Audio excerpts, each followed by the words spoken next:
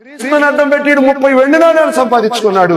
పౌలు గారేమో తనకున్న ఆస్తి అంతటిని విడిచిపెట్టి క్రీస్తునే సంపాదించుకున్నాడు. చప్పట్లు కొట్టండి. క్రీస్తునందు బుద్ధి, జ్ఞానము, సర్వ సంపదల నిధి. 30 వెండి నాణ్యాల కమ్మును ముష్టి మొహముడా. యేసయ్య దగ్గర ఎన్ని కోట్లు కావాలంటే అన్ని కోట్లు. అందుకనే క్రీస్తును సంపాదించుకొని చాలు. ఏం సంపాదించుకోవాలండి? క్రీస్తును అర్థం పెట్టుకొని ఏమో సంపాదించుకోవటం కాదు, అన్ని విడిచిపెట్టి మనం క్రీస్తును సంపాదించుకుందుముగా. హల్లెలూయా.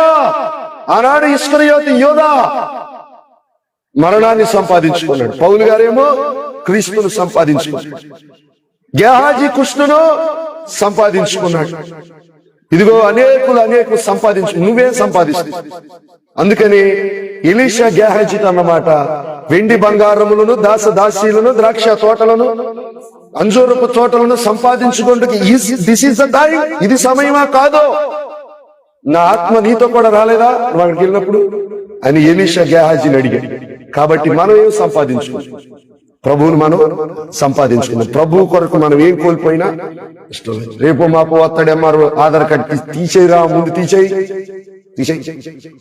ఏ క్లాస్ అని క్రైస్తుండని స్టేట్ బోర్డు లో నేను ఎక్కాలి. హల్లెలూయా చెప్పనమ్మా. హల్లెలూయా. రేషన్ కార్డు తీసేస్తావా? తీసేరా.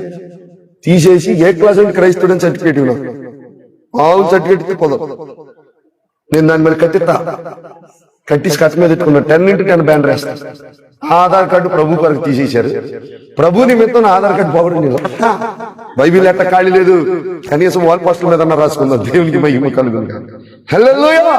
మనం ఎవరిని సంపాదించుకోవాలండి? క్రీస్తును సంపాదించుకోవటం ఏమైనా కోల్పోదాం. నీకు అంత సీన్ లేదు అయ్యారు అంటావేమో. వందన ప్రభు కొరకు నేను నా కెరియర్ ను విడిచిపెట్టాను. ఎంతో కొంత తప్పులుంటేనే ఇచ్చిపెట్టి మామూలుగా ఇచ్చిపెడతాను. కొంతమంది అన్నారు జాబు చేసుకుంటూ ఇక నేను కుంటమే. జాబు చేసి కొంటాలా నడవాలి? కుంటమంటావేంటారు నువ్వు? నేను చేయను. హల్లెలూయా. క్రీస్తు కొరకు సమస్తమును విడిచిపెట్టాలి. ప్రభు పోషించిన జాని పొట్టగా